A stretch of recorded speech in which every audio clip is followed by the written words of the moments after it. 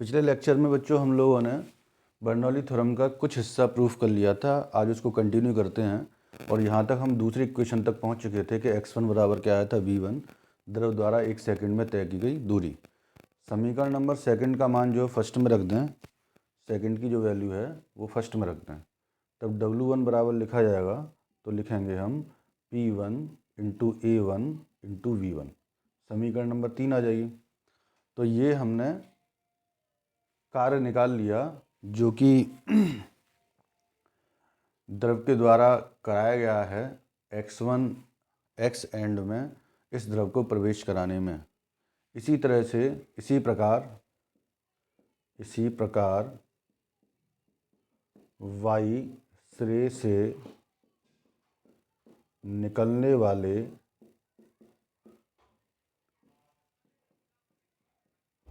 द्रव द्वारा कृत कार्य निकालें। तो y सिरे से निकलने वाले द्रव द्वारा कृत कार्य W2 बराबर लिखेंगे। तो y सिरे पर दाब है P2, यहाँ है A2 और ये क्या है हमारे पास V2।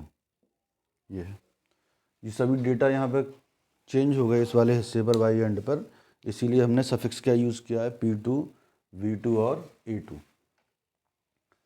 अब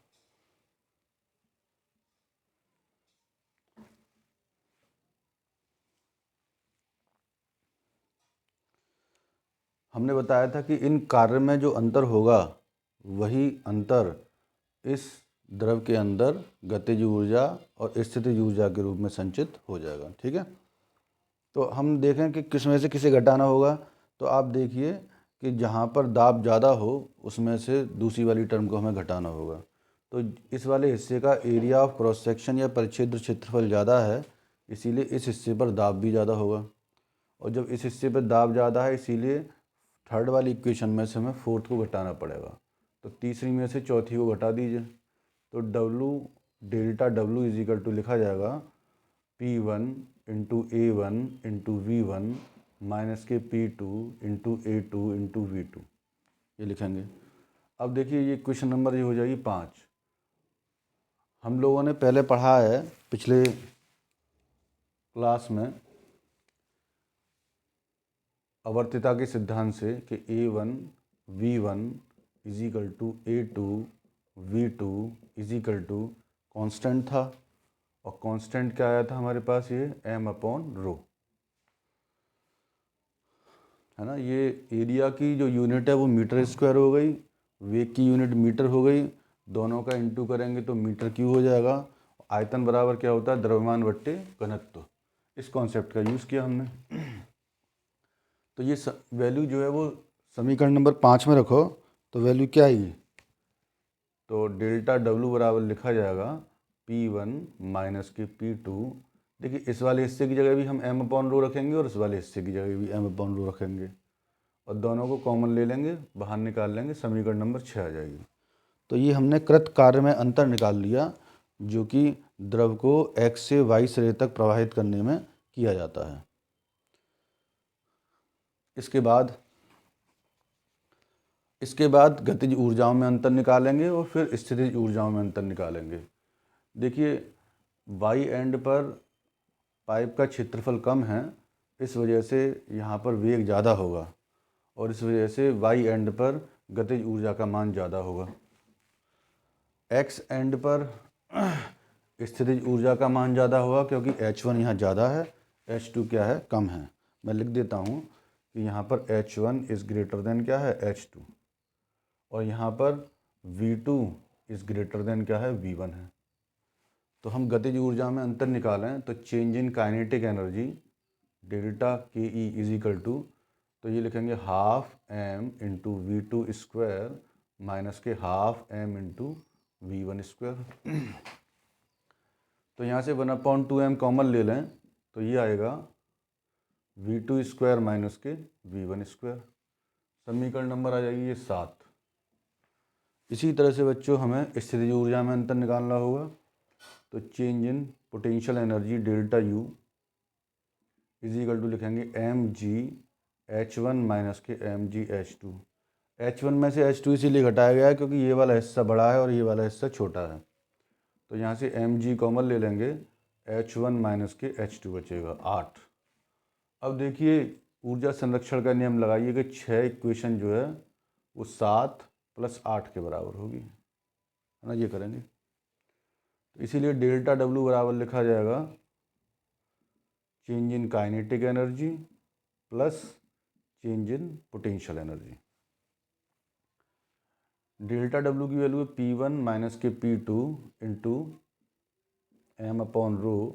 ये वैल्यू है 1/2 V2 स्क्वायर माइनस के V1 square plus m into g into H1 minus के H2। m यहाँ से कॉमन ले लेंगे और इससे कट जाएगा ये, तो ये बचेगा P1 माइनस के P2 is equal to 1/2 rho into V2 square minus के 1/2 rho into V1 square plus rho g H1 minus के रो जी H2। m यहाँ से कॉमन लिया गया था राइट हैंड साइड से, क्योंकि दोनों इक्वेशन वैल्यूज़ में पोटेंशियल एनर्जी वाली में और काइनेटिक एनर्जी वाली में दोनों में ही कॉमन आ रहा था, इस वजह से हमने वो m कॉमन ले लिया और जो बची हुई टर्म है रो उसका क्रॉस मल्टीप्लिकेशन कर दिया। अब जो 1 वाली टर्म है वो एक तरफ लिख ली जाएंगी और 2 वाली जो टर्म है उनको एक तरफ लिख लोगे।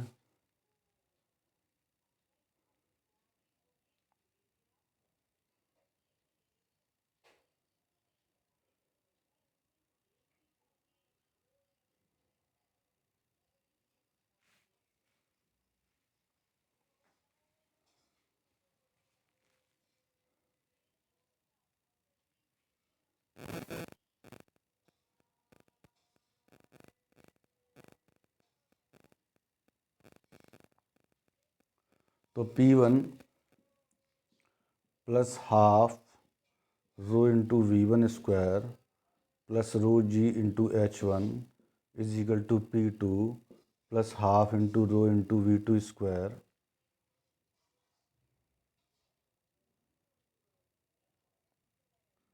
Plus rho into g into H2। ये लिखेंगे। माइनस का कुछ इशू है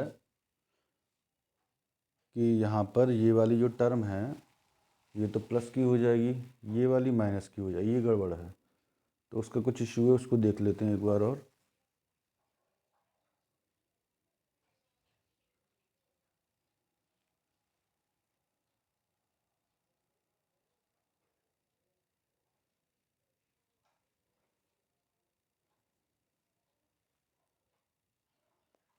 ये इशू तभी होगा सॉल्व जब आप डेल्टा डब्ल्यू बराबर क्या हमने P1 माइनस P2 किया है ना, उसको P2 माइनस P1 कर लें तब सॉल्व हो जाएगा ये इशू। P2 माइनस के P1